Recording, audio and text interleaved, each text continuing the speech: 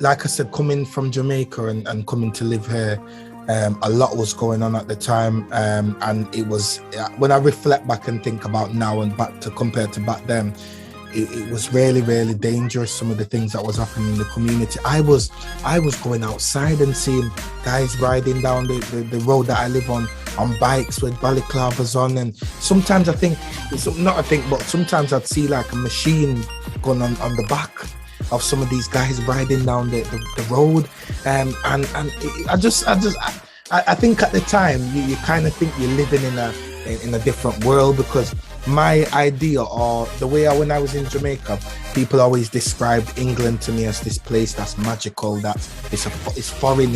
In Jamaica we call it foreign, and it's like this is the country that, you know, it's a place to be. Like you go there and your life's changed forever.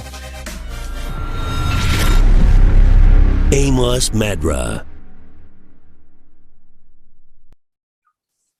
Kemoy Walker, a warm welcome to you. Activist, campaigner, teacher, educator, DJ, man of the community. Yeah. Keem, what do you not do? Very good question. So, yeah. Let me start by welcoming you. A warm welcome to you. Thank you for joining us. It's incredible.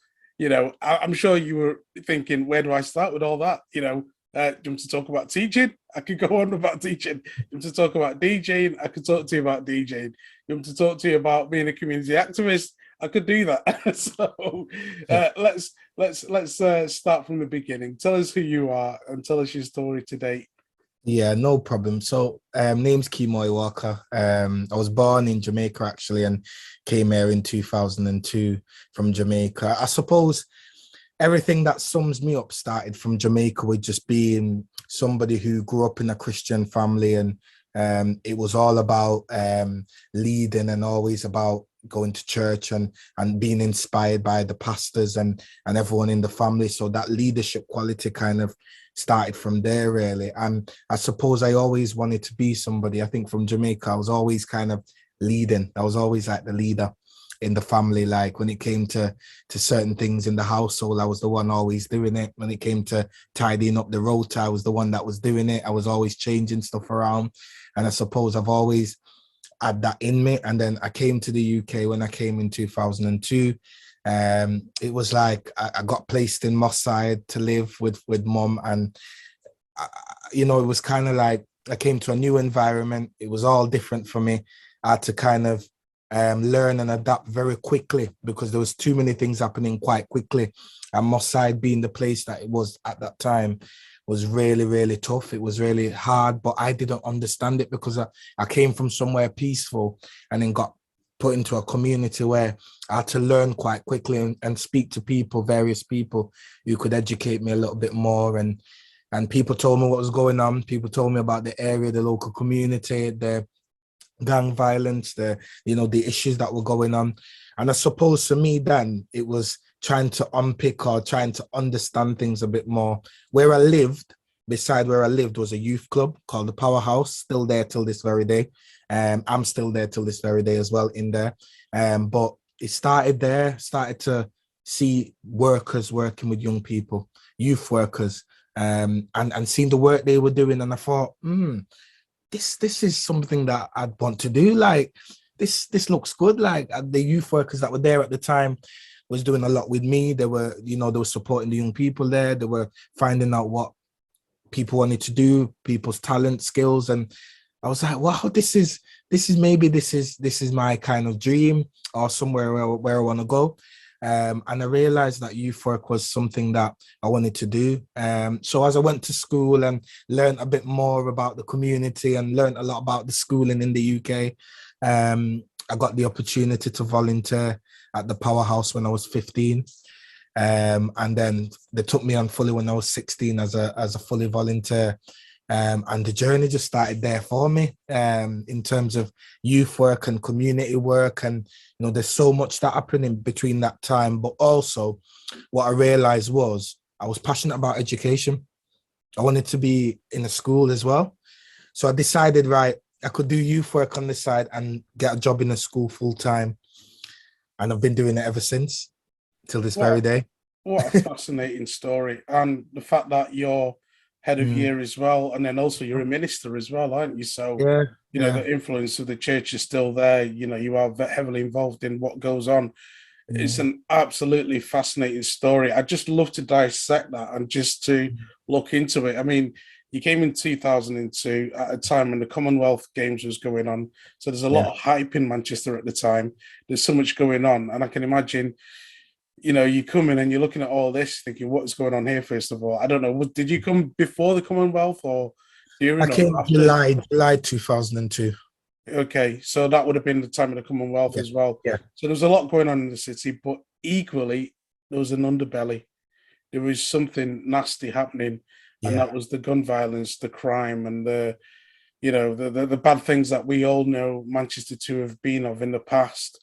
yeah. And then, unfortunately for you to be thrown into that situation, to see that, Mm. obviously that was a rude awakening. Talk to us about that and you having that desire and determination not to get caught up in it Yeah. and to be the Keem that we see today.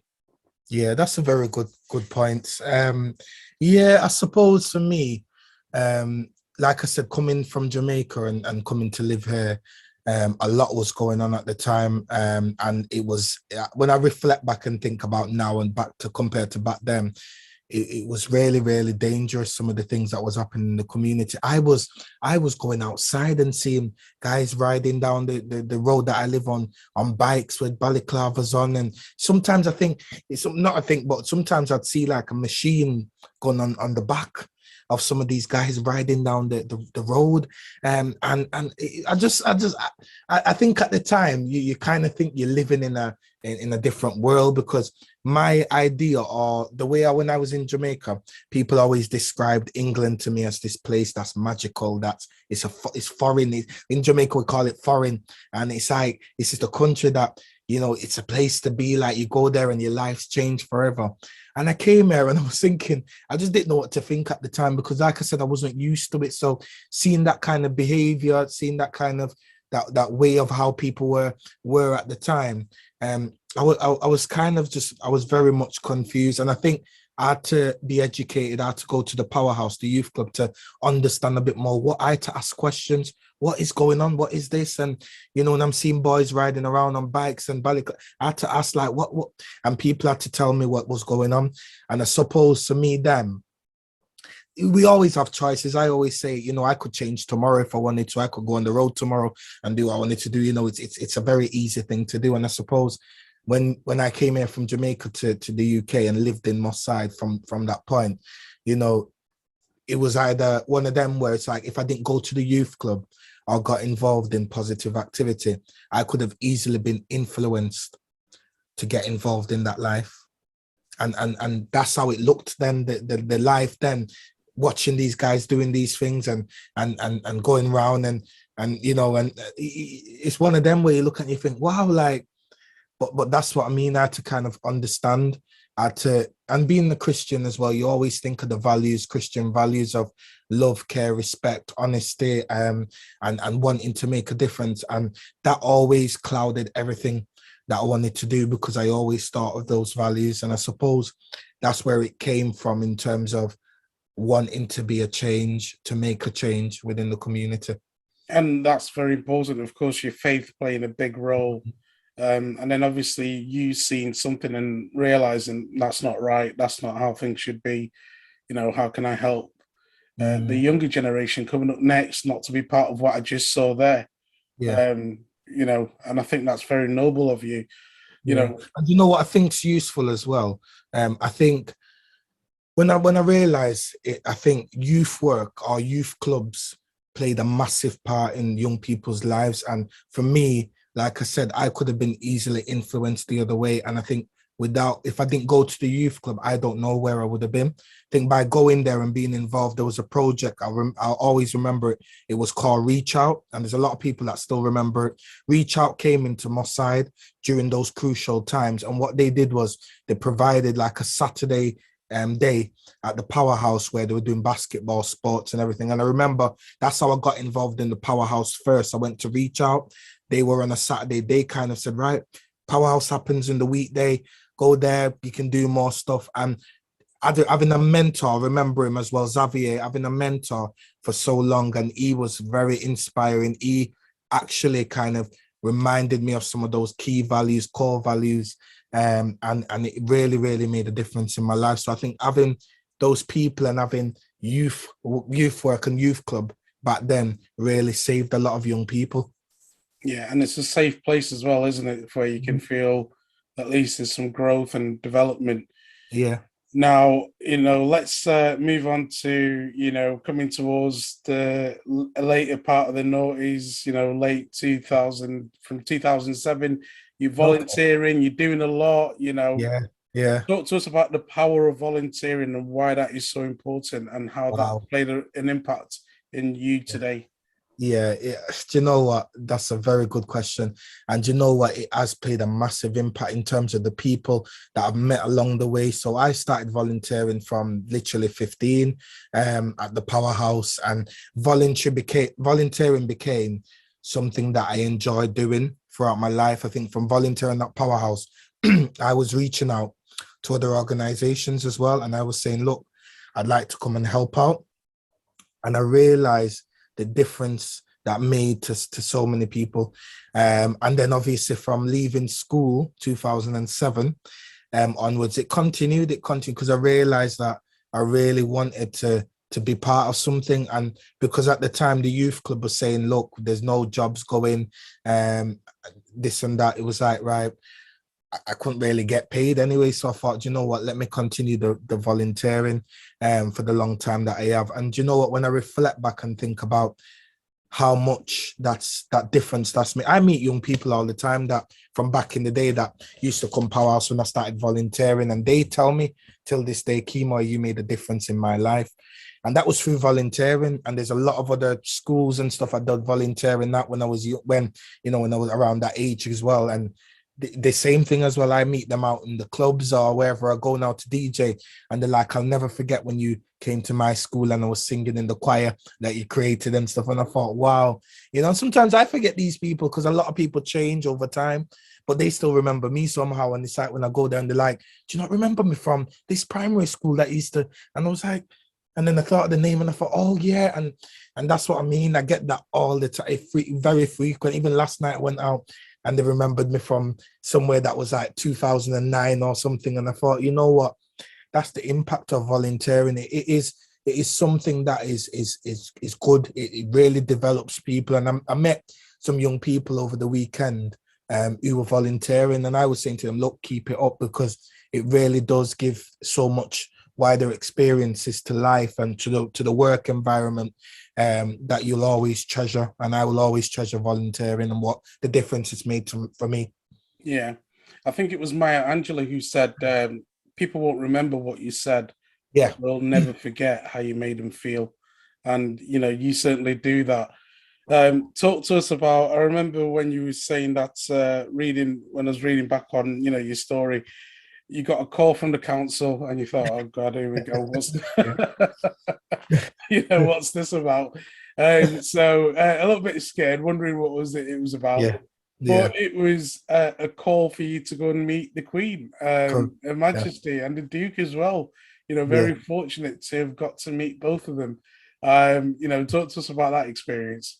Yeah, again, through volunteering, some great things have happened over the years. I'm glad you remind me of these things. So sometimes when I speak to people, it's always hard to try and remember so much within the years that have happened, because literally every day something new happens, that sometimes, we tend to forget because it's just always ongoing, all these things. So throughout the volunteering at Powerhouse, till this day, really, 2012, I was at home and I got a call.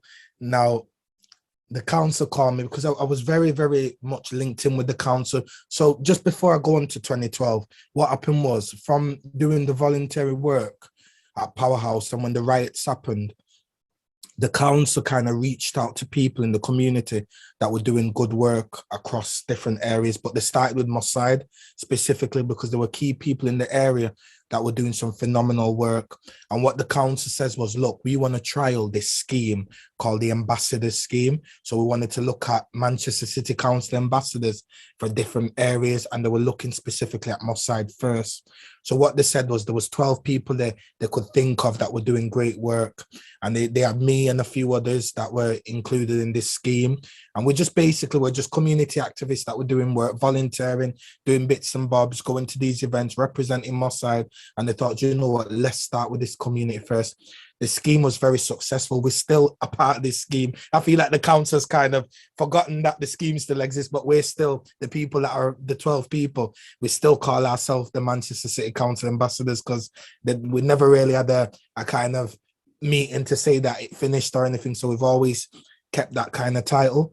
And then, yeah, just through that good work, great things have happened. In 2012, I was at home one day, I got a phone call from the council. And again, these were people that developed the scheme. And they said, Kemoy, we got some good news, but you can't tell anybody.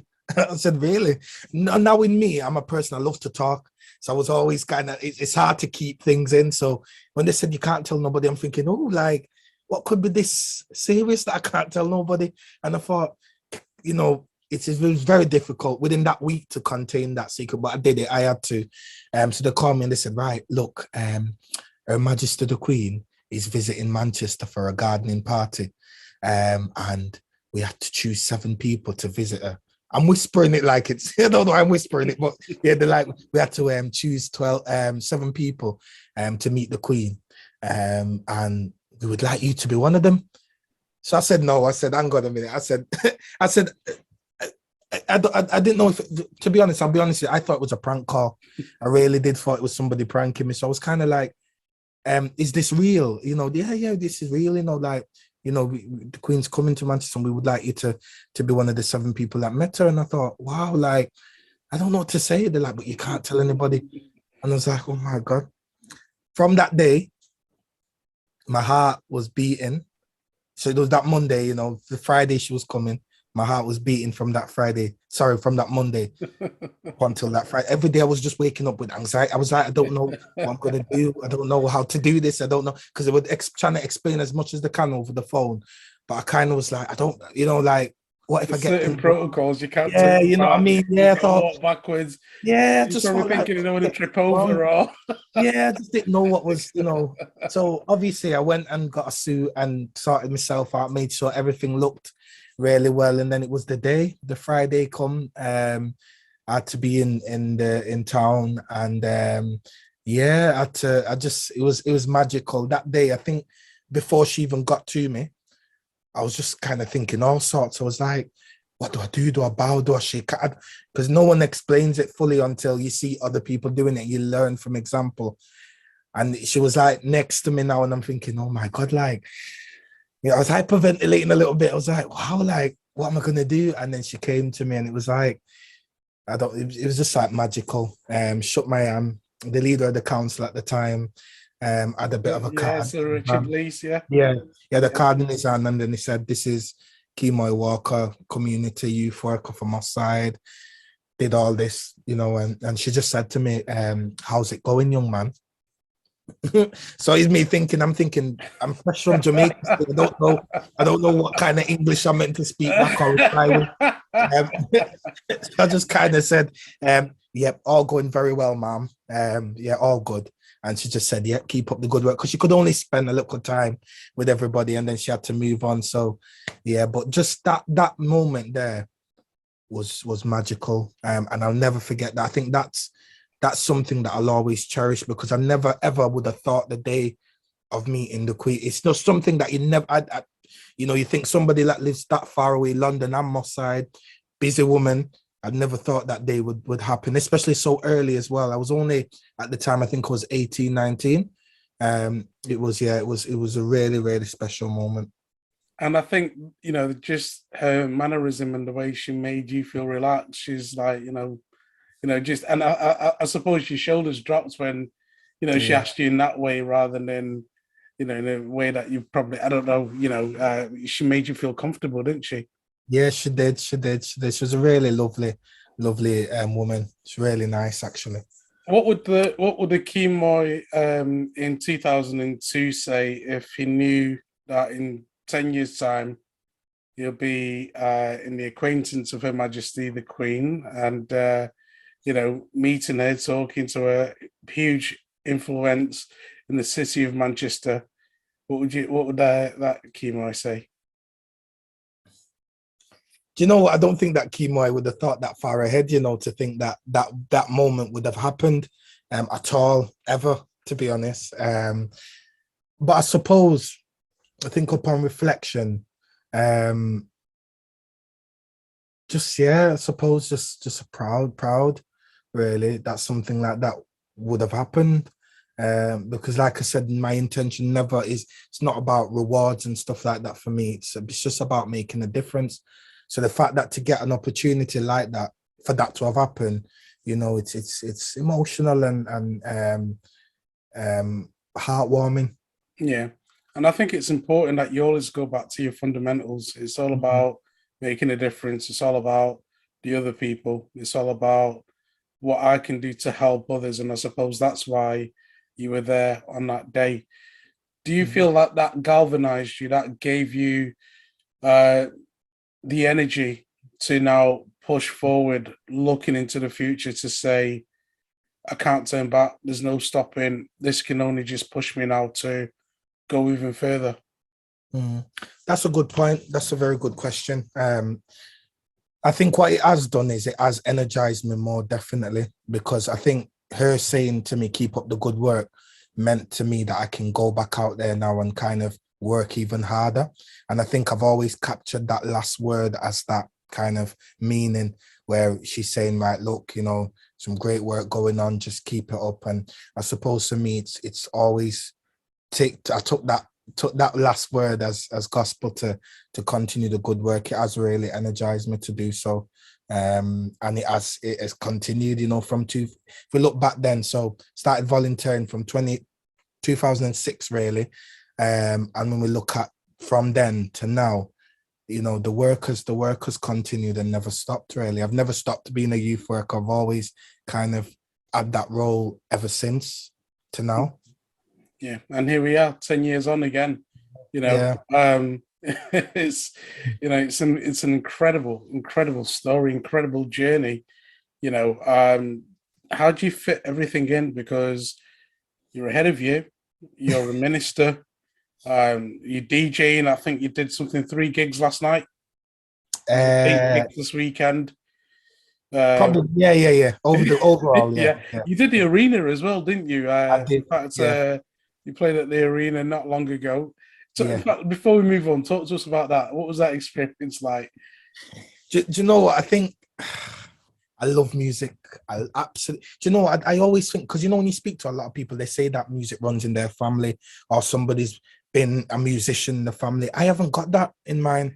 I don't even know where it's come from, but I think since coming there, I think everything changed for me. My whole, because remember coming from Jamaica, it was mainly reggae, bashment. That was what I grew up on. There was no other kind of different genres.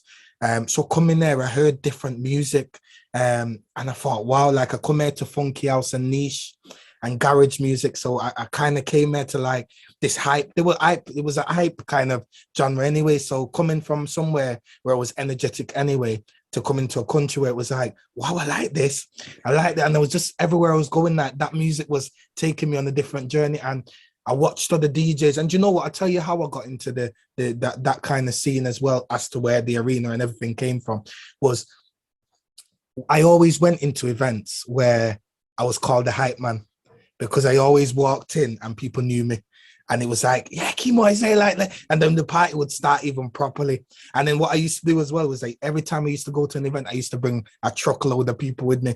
So imagine going to an event where there's little people there and I've walked in with 20 people. It was wow, so I was always doing that for years, where I was going to events and I was always bringing people. I was creating a hype, I was creating a scene, and people were this guy's we need, and it was becoming like that, where when people had events, they were calling me, Kemoy, we need you, we need you, we need. It was literally, it was so amazing. That's what I mean. My growing up childhood, and it was just incredible. Like the stuff that was going on and where I was needed, and I was always going there and creating this. It was fantastic, and I suppose that's where DJing came for me, because I started off little trials, and I thought, oh, this was working. People was loving it. I was attracting people coming to events, and that's where DJing started for me. And I thought, do you know, I could really do well with this. And then as the years went on, people seeing me, Carnival seeing me, they told me no at the start, but then later on it was like, right, we like this guy now, he's doing good, and we want him to be involved, and started doing more at Carnival. Then other people were seeing me through there, and they were like, we love your energy, we want you on our stage. And it just became like that. And then I built some really good relationships, including with Park Life. They had me for 3 years as in their VIP area, DJing there for the last, you've met the who's who, haven't you? You know, yeah, this is what I mean. yeah. Over the years, it's just big artists, yeah. Yeah, met some good people over the years, some artists, DJed for some, been on tour with a few. And then through doing club events, I met this guy called Wemi, and Wemi said he's doing a couple of events, including the one at the arena. And I said to him, look, Wemi, I said, we've done some great work together. I said, I'd love to host and do a bit there. And yeah, he just kind of said, right, we'll have to get you on. And he did. And that's what I mean. I've had some really, really fantastic people that have just put me on some of their events. And I've been really, really proud and appreciative of that, because it's really made a difference. It really has over the years. Talk to me about, your energy when you wake up in the morning, Yeah. what I don't know where it comes from. What are you thinking? Are you thinking like, you know what, I've got to make today count? Sorry, I know we're running out of time here. No, it's okay. It's okay. Yeah. So, just let's sum up with that. You tell me about your energy. Tell me about, where it comes from and where you see this going in the future as well. Yeah, that's a very good question. I think I wake up with that kind of mindset of, right, what am I going to achieve today? And I think by having that mindset, it's really kind of made me reflect in advance to kind of think, right, today I'm going to do this. And you know what, to be fair, some days I don't know how my day's going to end, because someday I might say this to you, and then, today I might get a booking at the arena again. And that's what I mean. It's my life. I call it, it's very spontaneous. I don't know where things take me to sometimes, because sometimes I'll be here thinking that I've got a chill day and I'm just going to rest today. I'm relaxed, and somebody calls me and said, right, Keem, are you free to come and DJ for us today? And that's what I like. I just love that about my life. I love that it's just spontaneous and it takes me anywhere at all. And I think that's just through the years of just being me and being that person that people know as a hype man or a DJ or someone who creates that environment. And I suppose that's where, for me, life is it's just beautiful. It really is. When I think of people and being stressed, and I just always say, look, we are going to sometimes have those moments, but look for the things in life that makes you happy and go with it. And for me, music, DJing, youth work, all of that is what keeps me strong and keep me energetic. And to answer that bit where you say, how do I do it? How do I find the time? Do you know what I always say to my young people as well? Organization skills is key. And when you have that and communication skills, you can't go wrong in life. And with them two skills, that's what's always kept me going for 14 years of doing what I'm doing. Being intentional, isn't it? Knowing what you want. Yeah. And just, prioritizing it, focusing on it. The future, what does the future look like for Kemoy? I couldn't tell you. I honestly couldn't tell you. I think I get asked this quite often, and I always say to people that I could get a call tomorrow from Beyonce and Jay-Z asking me to DJ for them. And my life could change. You know what I'm saying? My life could change. That's what I mean. So I think for me, I watch every day as it comes. I never know, because I get emails from various people, like I did with yourself about, doing this interview, but I get various emails from different people in education, from music industry. So it just depends on what comes for me. And then I'll have to make a decision then. So if a big opportunity comes, I never know, I might take it, but I'll have to just look at how it would work, can it work, and whether I will take that opportunity. So it's one of them where every day I wake up with a bit of anxiety, just because I never know who might get in touch. I never know what opportunity might come. So it's more happiness, anxiety, because I just kind of like, right, today's a new day. I don't know who's going to send me an email today. So I kind of wake up with those mindset, really. And can we expect to hopefully see a Kemoy in politics? That's a very good question. Do you know what? I'll be honest with you. Politics for me is something that, again, along my journey, I've ventured into because I do want to become a local councillor at some point. One of the local councillors in the community, who's a Black councillor, Roy Walters, he convinced me to get into politics, into the Labour Party, and I did because of him. I'm involved. You know, I go to the meetings regularly. I campaign quite regularly, so I am a very active member in the party. But when the opportunity comes, it comes. That's what I mean. That could change my life again. If I become a councillor, I'll have to look at cutting back a few things, whether it's education or a bit of the youth work stuff. But that could happen anytime. If an area becomes vacant and they need a councillor, and they reach out to me and say, right, come and pitch stores, and we'll whatever whatever comes.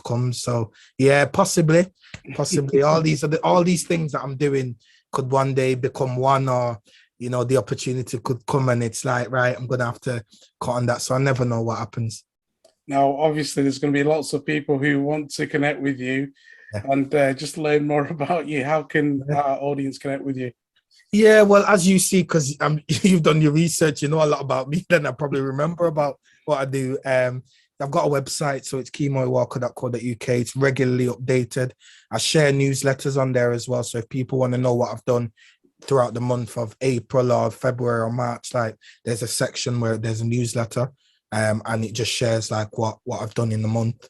But yeah, kemoywalker.co.uk. I'm on Twitter. I love Twitter. Absolutely love Twitter. So it's at Kemoy Walker. Everything really is at Kemoy Walker. Instagram the same and all the rest of it. But yeah, people can reach out to me there, and yeah, I'm quite good on all them social media sites, so I'm quick at responding to people as well. So if anyone sends me an email or a message like I've done with you, like I'm quite on it with that. Fantastic. Kemoy Walker, it's been an absolute pleasure talking to you. I think sometimes we can get complacent in life, and I think we take things for granted, but then when we come across a Kemoy Walker, we feel re-energized. We feel that there is a purpose to life, and every day should be treated with absolute, you don't take it for granted. You take hold of it and you really make the most of it, and you make each day count. And you certainly do that. And if there's anything that we can take today, it's that live life with passion, live life with purpose, and just go for it. So don't be angry, don't be angry. I know things in life happen that will make us angry, but sometimes we have to, if we dwell on those things forever, we get nowhere. And I always say sometimes it's, when things happen, you kind of just distance yourself away from it, and just focus on you. And I always say, when your time comes. And I always say one of my big words is perseverance, because in my life, I have been told no. A lot of people think I've had everything yes to me all the time, because of hard work and stuff, but I have had people telling me no for various things. And, I've kind of been like, right, okay. But I've gone back and asked a year later, and they've said, yeah, the next time, so you never know. And I always say, never give up to people. Like, people will say no to you, and people will let you down, and people will get you upset, but, don't stop trying. Keep doing it. If you want some amazing inspiration, check out the videos next to me, and I'll see you right there.